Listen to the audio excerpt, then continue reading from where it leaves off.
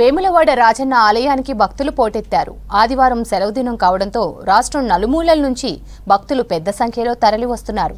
స్వామివారిని దర్శించుకునేందుకు క్యూ లైన్లో బార్లు తీరారు.